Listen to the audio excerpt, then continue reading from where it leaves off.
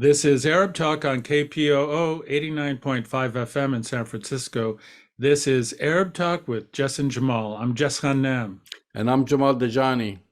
Jamal, we're going to devote the entire show today to the spate of really aggressive, brutal violence against Palestinian civilians that's been executed by the Israeli military recently in Palestine. It's the state-sponsored terrorism that the apartheid regime has been exacting against Palestinian civilians has been escalating. Last Thursday, Israeli military went into a civilian village in Jenin in northern Palestine and basically murdered, 9 Palestinian civilians. After that, Palestinian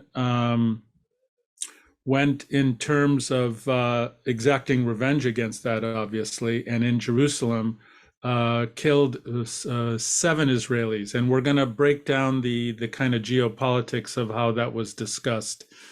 Since that time, it's important to note that there have been really aggressive escalations by the Israeli military and the government. This all occurs in the context of the recent election of the most extremist right-wing government. It's hard to say that, but even more extreme right-wing terrorist government in the apartheid state with Benjamin Netanyahu at the head. And since that time, the violence against Palestinian civilians by illegal Israeli settlers in the West Bank has just been out of control. So we're going to devote the entire show to kind of breaking that down, looking at media bias, of course, and trying to understand the political context. That's right, Jess. Well, we should also point out, we're talking about 2023, 30 Palestinians have been killed, right? So, but going back to 2022, and you didn't have this new far-right extreme government, which includes basically terrorists as ministers and so forth. 2022, so highest number of Palestinians killed in the West Bank by the Israeli forces since the Second Intifada. Wow. 144 Palestinians were killed. And that was under the so-called non-extremist government, right? By the so-called, the Likud not so far right government. So 144 were killed in the West Bank over 12 months. And again, this is the highest number since 18 years. And as you start in January alone now, January is not done yet. And you have 30 Palestinians, including, which we have to say, 5 children have been killed. 5 children.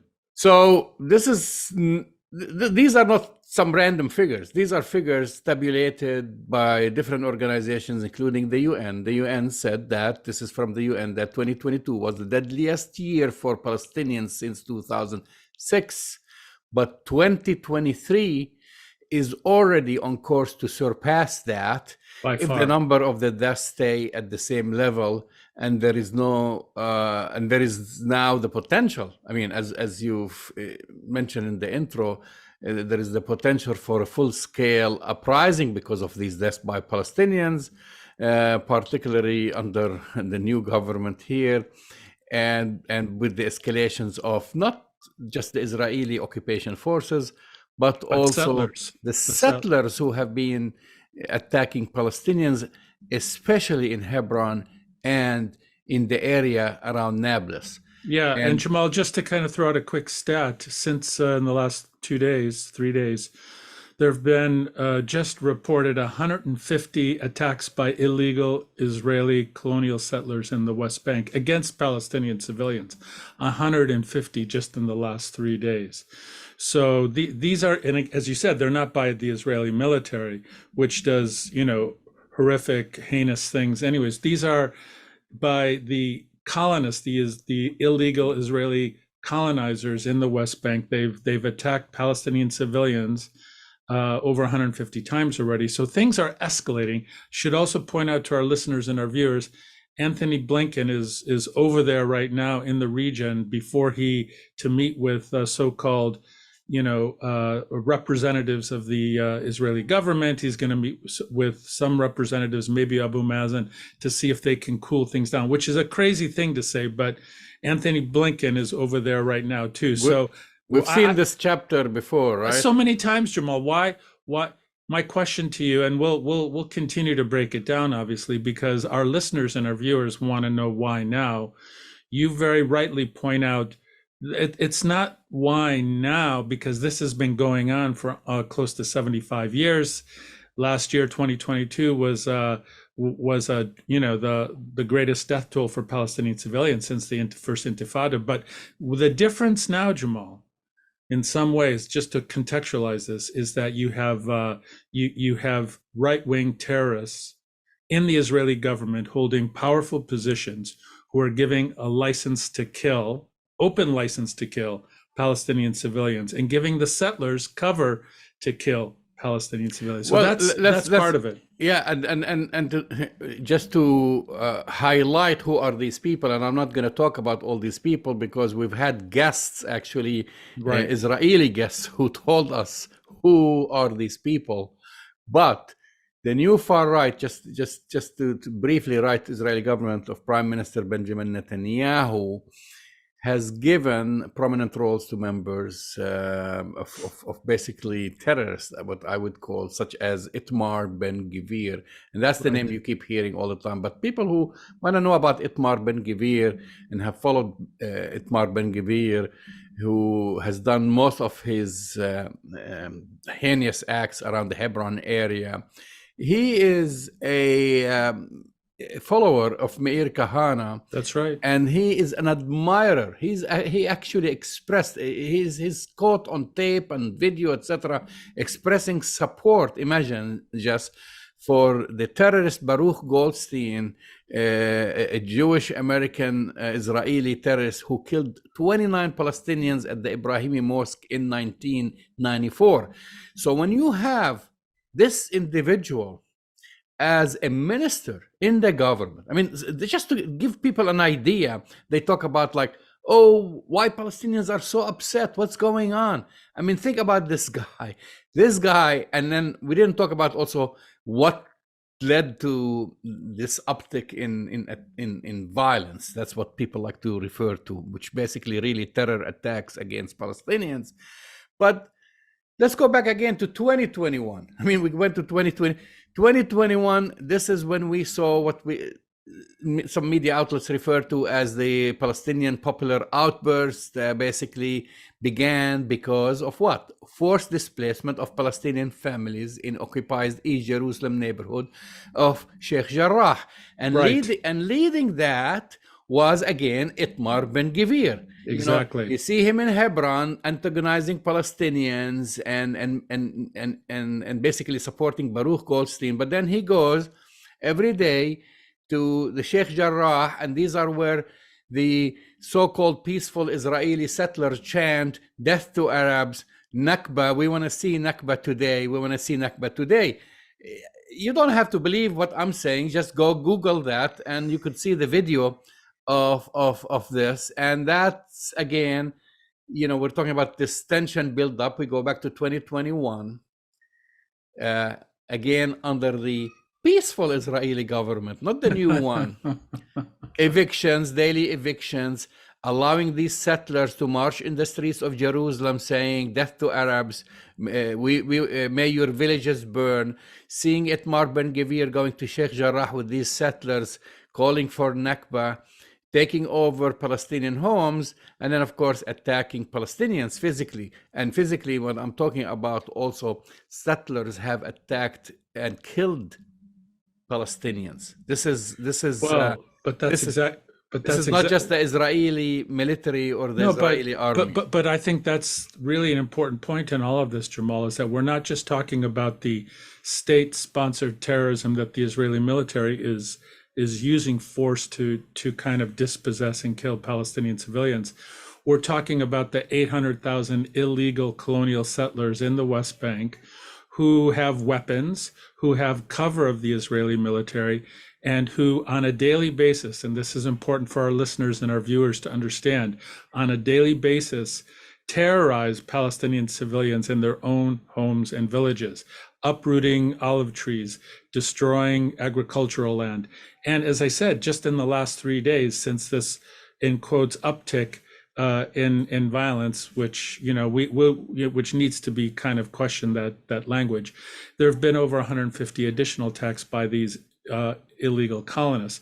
So in some ways it's not new news, in ways, because Palestinians have been facing this, and we can draw a historical line from 1948 up until now, almost 75 years.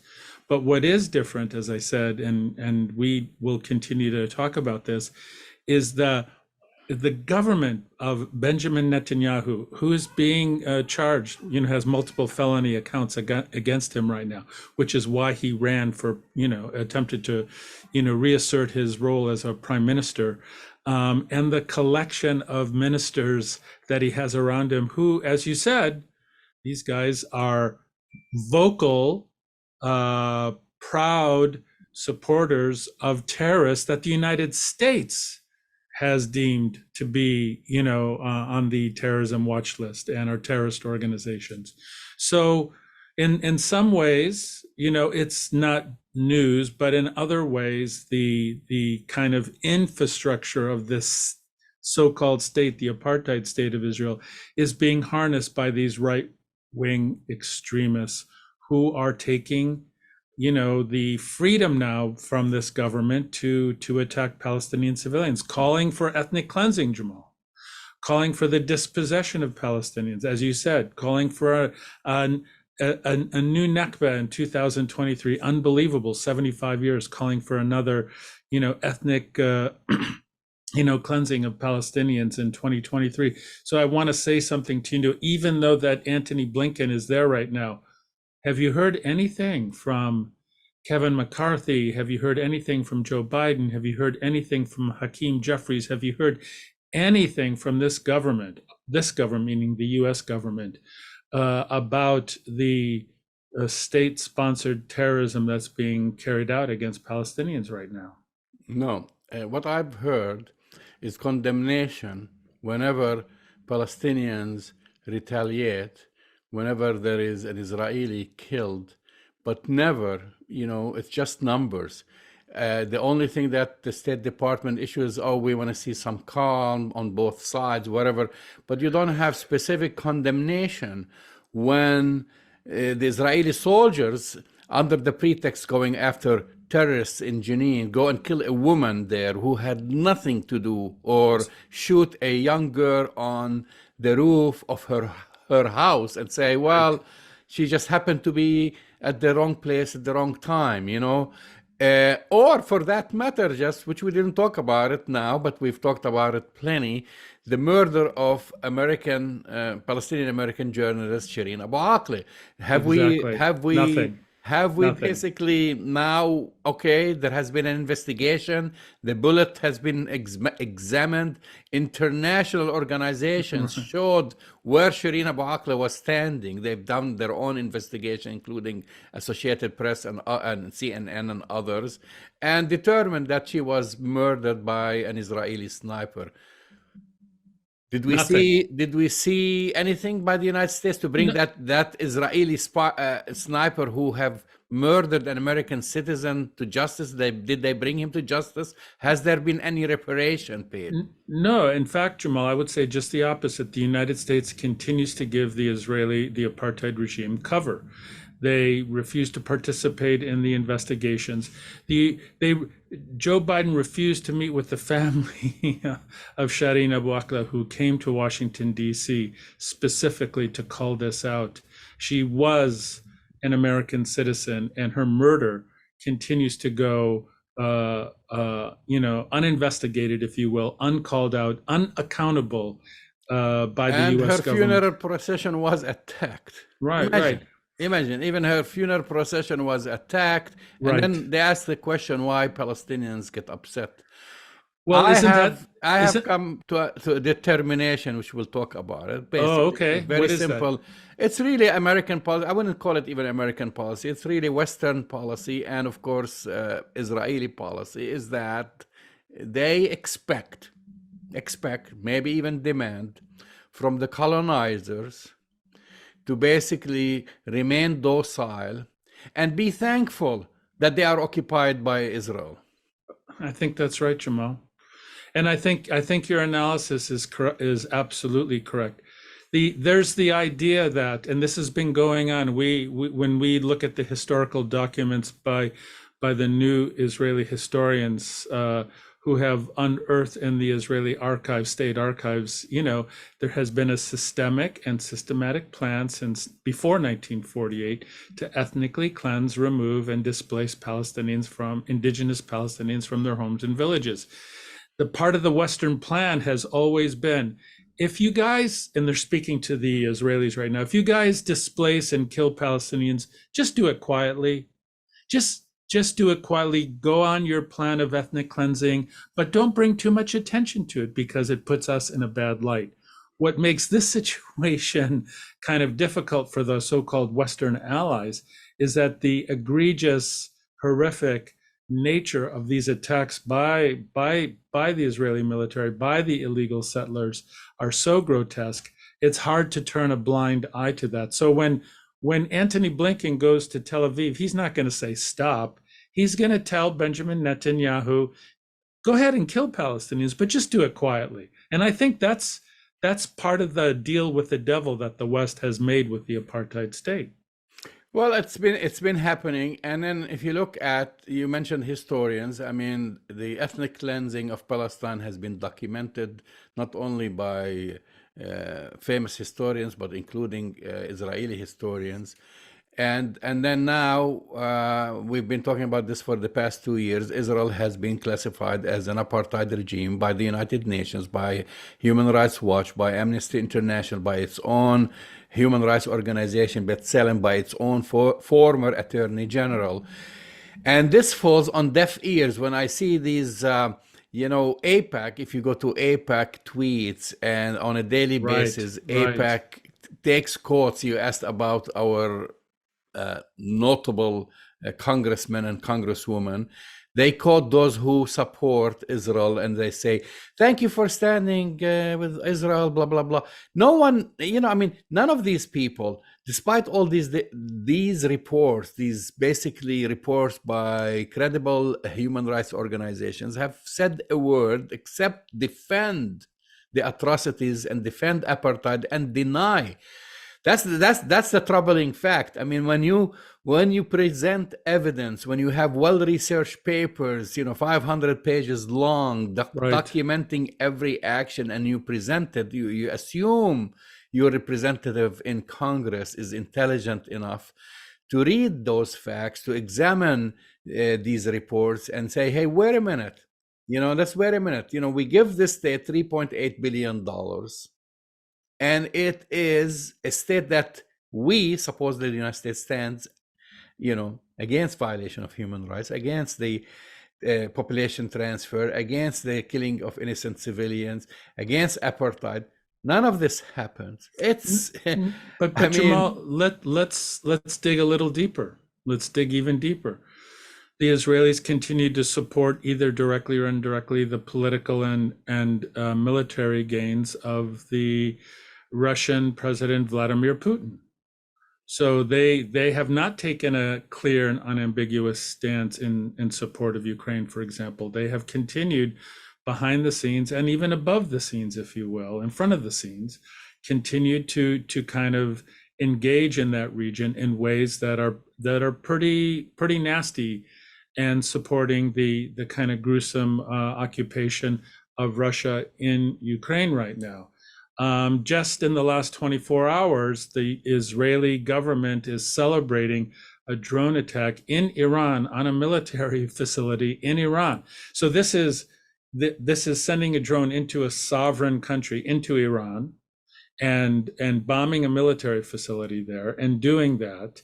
And we don't hear any condemnation from the State Department or anywhere else. So this role that the apartheid regime, the Israeli government plays is a dirty one.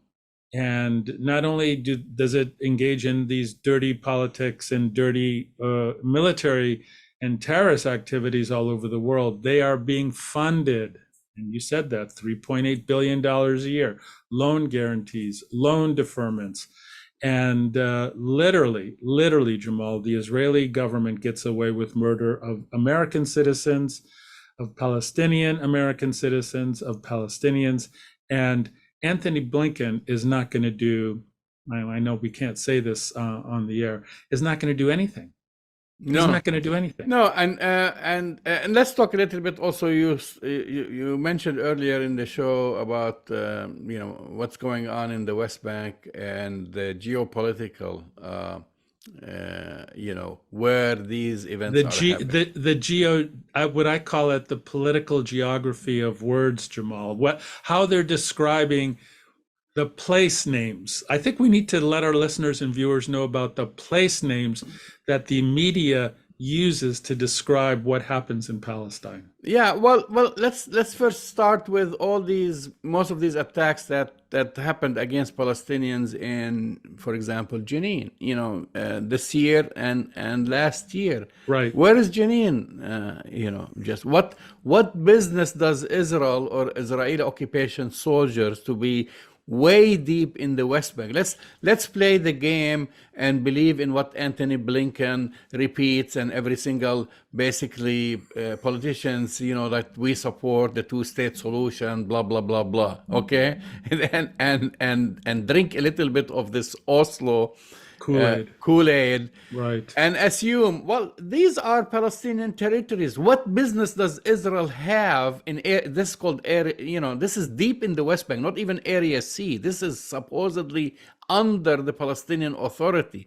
So Exactly. what business does Israel has to send hundreds of its troops and machinery and bulldozers? They're every single day bulldozing a house or setting up a flying, they call them flying checkpoint, harassing citizens, arresting people, humiliating people. It's happening. So if you believe in this Oslo Kool-Aid, what business do they have? No one questions that. Well, they're going there after terrorists. Yeah, after terrorists, they're killing 5 children. They're killing an American journalist. They're killing a woman and so forth. Nobody questions this. The other thing, and this maybe people are going to get all worked up about this, okay?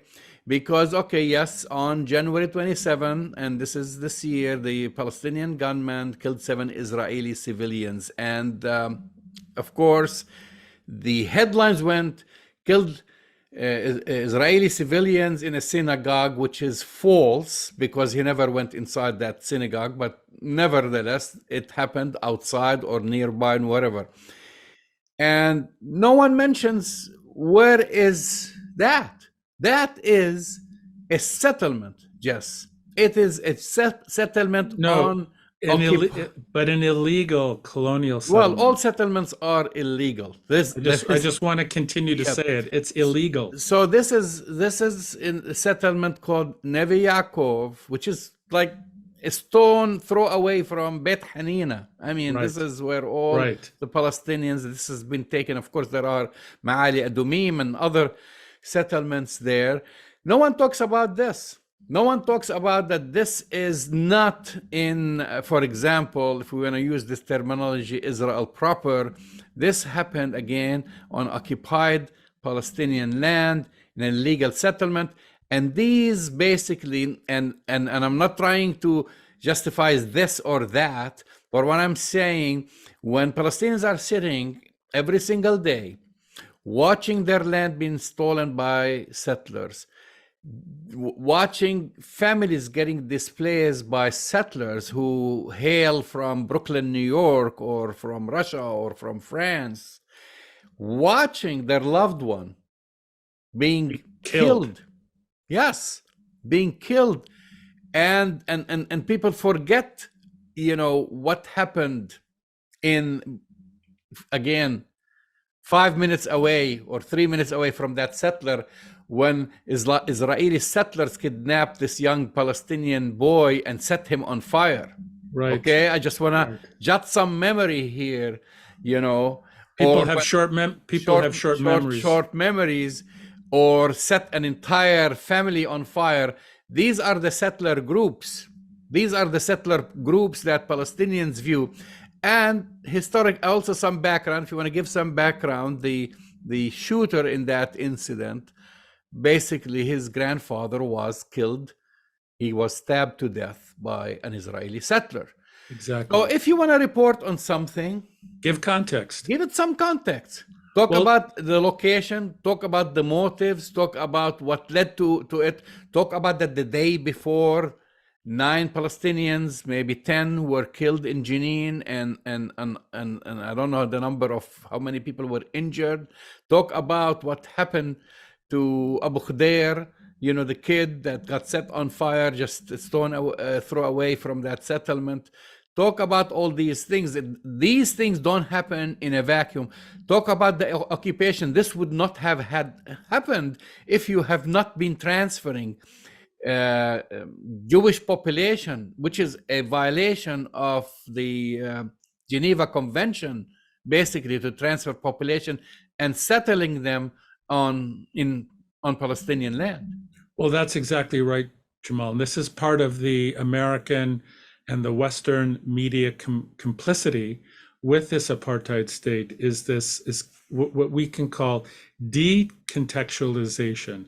It's what I like to call Groundhog Day. It's the same thing. Oh, there's a rise or a spate or a paroxysm, if you will, of violence. Why is this happening all of a sudden? When a headline goes like that, Jamal, it's a decontextualization, a denial of history. It's an inability to draw the line from 1948 up until now with all of the events that you spoke about, that I've spoken about, that we have spoken about on this show for many, many years now, to take out of the historical context of where we are today in Palestine. And these things don't happen out of thin air. You know, this has been a brutal occupation for almost 75 years now, Jamal, and so many Palestinian civilians have been killed, men, women, and children. And I have to tell you, you know, the nation's repository of history, the New York Times, is just as complicit. And you know, when those Israelis were killed in that illegal colony, illegal colonial settlement in Jerusalem, the headline in the New York Times said, "Jewish neighborhood in East Jerusalem." It was an unbelievably kind of not just an error, because that's just not a reporting error, Jamal. That's a deliberate attempt by the New York Times. Well, the New York Times was the first publication to basically take the Israeli Hasbara from basically the office, the press office, right there in Jerusalem, by starting, you know, if you recall, a few years ago, referring to disputed land instead of occupied Exactly. land. They started Exactly. accepting that thing, taking like, okay, 1967 didn't happen. There was no invasion. There was no occupation. This is the disputed territory. I mean, when you stoop that low and make those references, including also, you know, the disputed Golan Syrian, the Golan Heights, basically the Syrian Golan Heights, also are disputed, then I don't believe anything they say, basically, Jess. No, and we have to call it out. I mean, this is part of the kind of co-optation, if you will, of the New York Times by the Israeli Hasbara machine and by the Israeli, you know, media machine. And you know, for the New York Times to report this as an Israeli neighborhood in East Jerusalem is I mean, the reporting is bad, but it's not just reporting. This is a deliberate attempt, as I said, to co-opt reality, if you will, but to just parrot the talking points of the Israeli military and not to do your own research. If you look at other news outlets, they didn't use that kind of language in reporting this. I mean, this is as you rightfully pointed out earlier in the show, this attack by this young man occurred at an illegal colonial settlement in the West Bank. Full stop. Now, we've said this a million times. We're not condemning or condoning. We're not saying anything about the kind of nature of this, because we have always condemned violence, of course. But what we're saying is that the way in which this is reported kind of gives support, if you will, to the colonizer, gives support to the state-sponsored terror that the Israeli government continues to engage with on a daily basis. And here's the breaking news for our listeners and our viewers, Jamal. It's going to get worse. I predicted this. This was one of my predictions, right, for 2023. Well, it's going to get worse because all that you have to do is read or watch, if you watch on TV, what Benjamin Netanyahu has recently said. Yes. And this is what's going to make it worse and continue the cycle of violence. So his knee-jerk reaction immediately, we're going to kill more terrorists, meaning when they throw this like just full blank check, we're going to kill more Palestinians, right? We're going to kill more civilians. They've been doing this for more than 7 decades, and that has not stopped Palestinians from resisting. We're going to kill more terrorists. We're going to destroy the homes, which they've been doing. We're going to destroy, but this is again against the UN resolutions and whatever.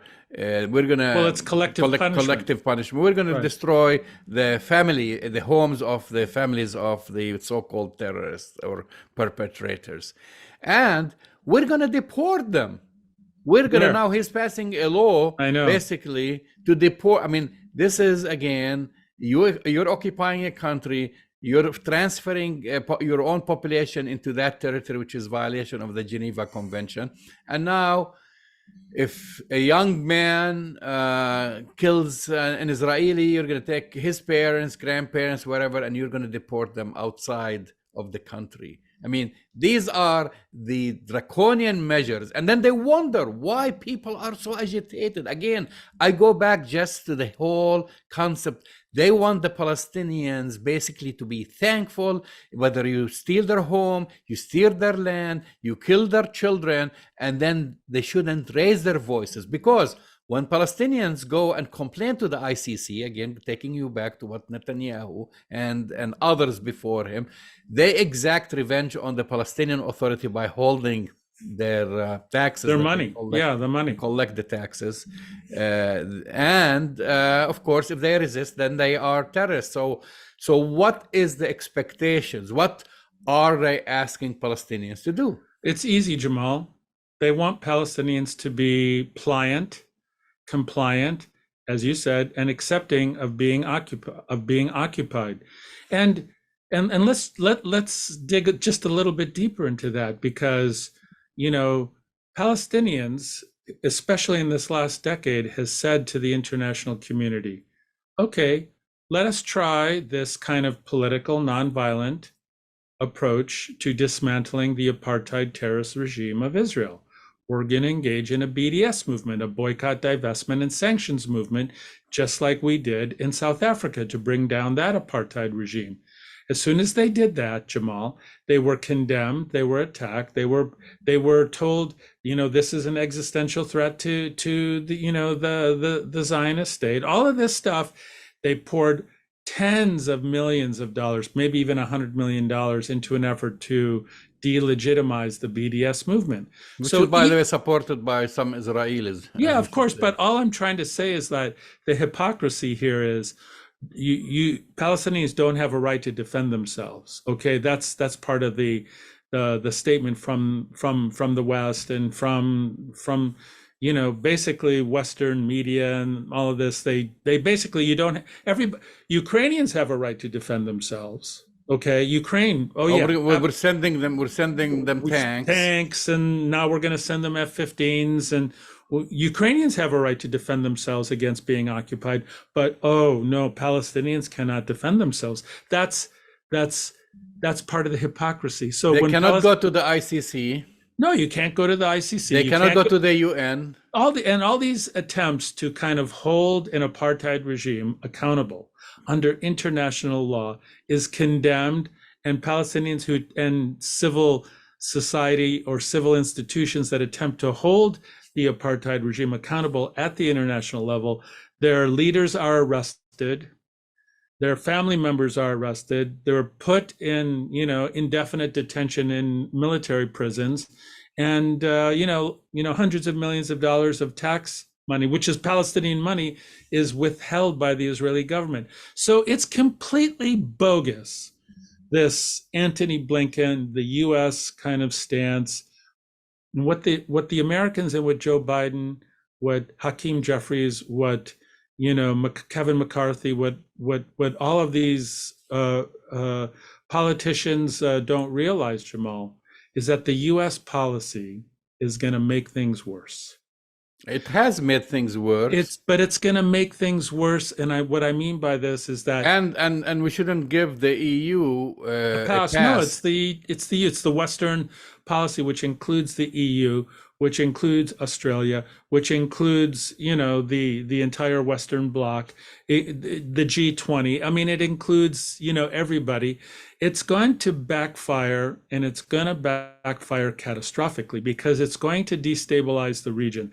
The only reason Antony Blinken is over there right now, really, is that they're a little nervous about the economic instability in the world right now, and the idea of an excessive inflammation of the issue of Palestine right now will hurt Joe Biden politically, and will have a negative economic consequence. Antony Blinken doesn't give two you-know-whats about Palestine or about Palestinians. The U.S. government doesn't care. Biden doesn't care. Hakeem Jeffries doesn't care. Kevin McCarthy doesn't care. None of these people care about the Palestinians. What they care about is making sure that their money from pro-Israeli political forces continue to come their way, obviously. And they don't want to disrupt the economic order of things. But just as I predicted, I think that 2023 is going to bring significant destabilization and pain. Well, there's already pain for Palestinians, but it's going to bring a larger geopolitical pain that will be potentially pretty catastrophic, I believe, for this year, Jamal. You're listening to Arab Talk on KPOO San Francisco 89.5 FM. I want to switch gears here, and again, we're going to continue talking about this hypocrisy. But another story here. Well, it's part of the hypocrisy. This part of next the history. So, and I'm actually glad that this story made its way to AP and to I'm surprised. Los Angeles Times or whatever. So yeah, I'm surprised. So you have an Israeli group now raising funds for Jewish terrorists and extremists convicted of some of the countries. This is in Israel. I'm not talking even, they're convicted in their own country of some of the most notorious hate crimes, and they're collecting basically tax-exempt donations in the United States. From Americans and sending it. This is according to findings by AP, the Associated Press, and the Israeli investigative platform Shomrim. The records in the case suggest that Israel's far right is gaining a new foothold in the United States. So we're not talking about far right, we're talking about actually terrorists and extremists, okay? So far now, this is the tip of the iceberg, because we haven't been given details about the amount of money raised through the U.S. nonprofit, but the investigation have shown documented money trail from New Jersey to imprisoned Israeli radicals. I like how they use these words, radicals, terrorists. They're terrorists. Who include the killer of former Israeli Prime Minister Yitzhak Rabin, the assassin, and people convicted in deadly attacks on Palestinians. So, but Jamal, this is a big story. It is a big story. The fact that the AP or the LA Times picked it up in like a back section, I mean, it's good, but it's not making the mainstream media in terms of broadcast media, New York Times, Washington Post, all these other, it's not making its way to that. And our listeners and viewers need to know what is happening is that you have an Israeli organization getting tax-exempt status in the United States, raising money in the United States from Americans, American money, US money, and that money being transferred to terrorists. Right, and that's the key word. The money is actually documented where it's going. It's been transferred to terrorists. Now, it's not something new that pro-Israel groups and Israeli groups raise money in the United States for many so-called Decades. Over 2 billion. Some people put it at $2 billion. Basically, raising groups for the Israeli army, as you know, Or settlements. and settlements, and hospitals, universities, charities, etc. So that's it. But here you have documentation, you have proof, and this is according to the investigation to their, even some of their own pamphlet. Actually, they don't shy away from it. This is the group Shlom Asirach promotional pamphlets. Its beneficiaries in their list include Yigal Amir. You know who's Yigal Amir? He killed. He's the one. Yeah, he's a murderer. He's a murderer. He assassinated Rabin in 1995. Amiram Ben Yuliel, convicted in 2015 for the murder of a Palestinian baby and his parent. That's the arson that I've mentioned earlier attack. Okay. Yosef Hayim Ben David this guy was convicted for the abducting and killing a 16-year-old boy in Jerusalem, and that's where I mentioned, not too far from the Israeli settlement in the Shafat and Sheikh Jarrah area, and after killing him, actually set the poor young man on fire while alive and killed him. A very heinous crime. The group is also assisting extremist ultra-Orthodox man who fatally stabbed a 16-year-old Israeli girl at Jerusalem's gay pride parade in 2015. Right. By the way, in Hebrew, Shlom Azirach means the well-being of your prisoners. So they're basically fundraising for criminals, but they call your prisoners, meaning those groups' prisoners. And so they've been raising money since 2018. They've been registered as a nonprofit in the United States in 2020.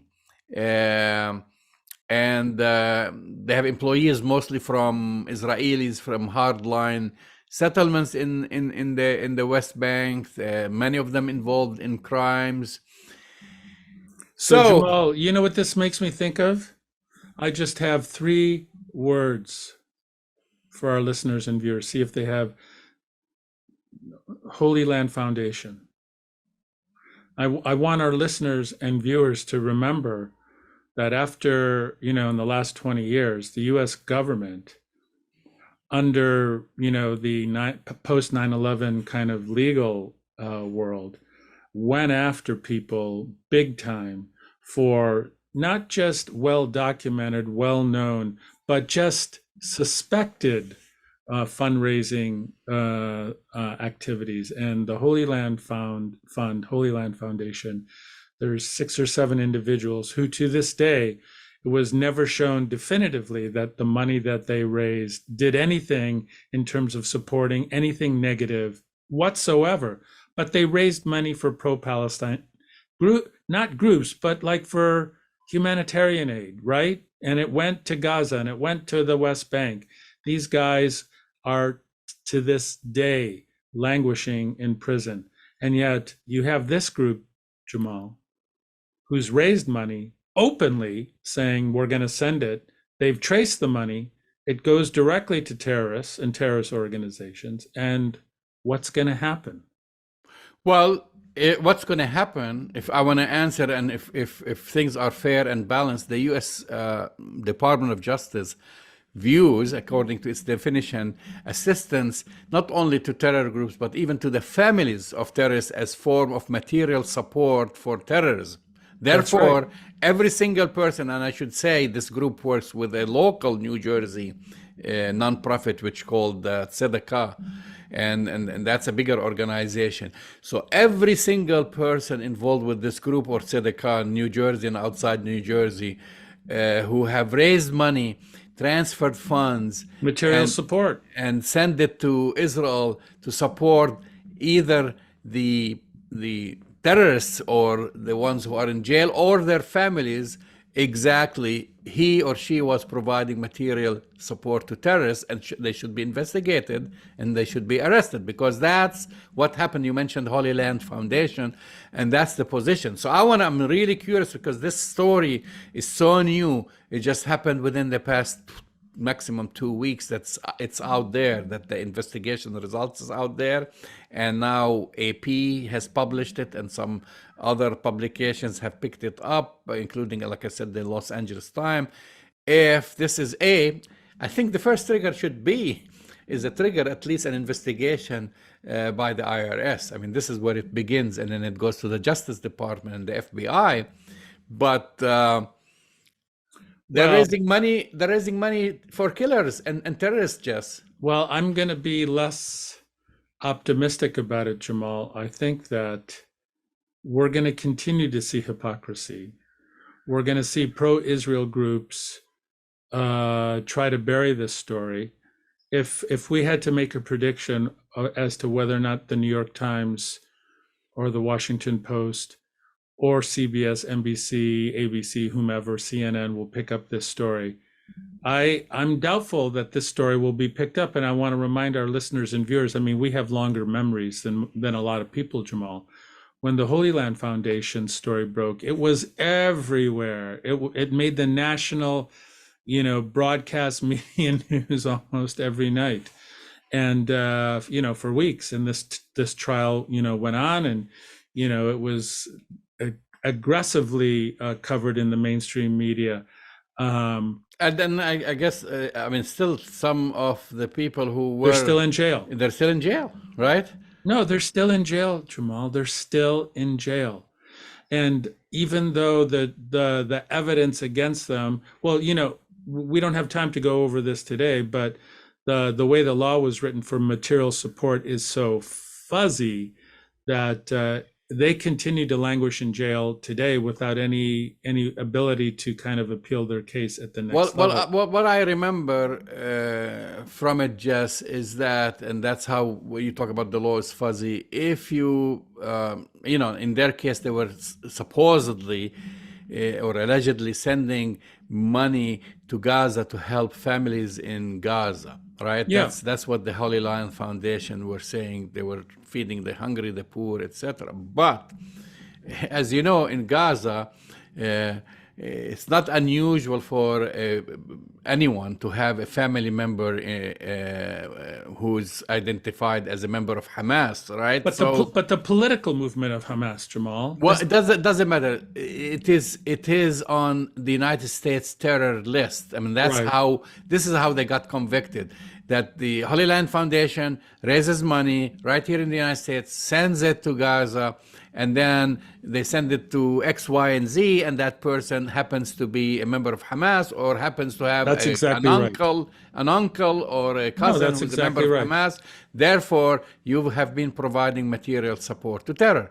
Now, this group, Shalom Aziraich and Sadaqah, right here in the United States, they're directly sending money to terrorists. They're saying it on their pamphlet. They're advertising. They're proud of it. We're sending money to raise funding to liberate the killer of Yitzhak Rabin. We're sending money to help the families and to help the case and defense case for that murderer terrorist who burned a 16-year-old boy alive. So how much more evidence do you need than that? Well, that's why I'll say it, on the show today, Jamal. I have no confidence whatsoever that Merrick Garland, our Department of Justice, or the IRS, or anybody is going to take this case seriously. I'm going to be the opposite, and I'm going to say, no, I plead with the Department of Justice. Take a look at this. Follow the money. And well, you don't have to look that far. And this should not happen right here in the United States, right here in New Jersey or New York or wherever, that you have groups raising money to support terrorism anywhere. anywhere Well, in the world. I would like to be as optimistic as you are about this, Jamal, but I hope I put it this way. I hope I'm wrong.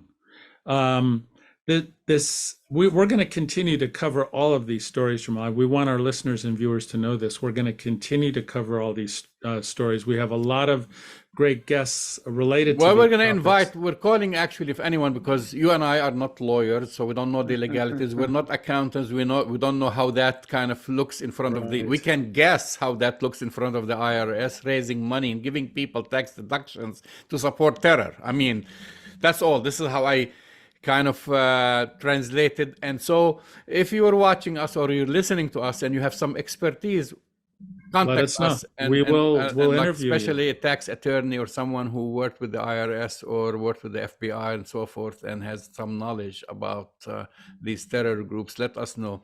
You've been listening to Arab Talk on KPOO San Francisco 89.5 FM. Go to our website arabtalkradio.com to download the latest shows, and we will talk to you next week. We'll see you next week.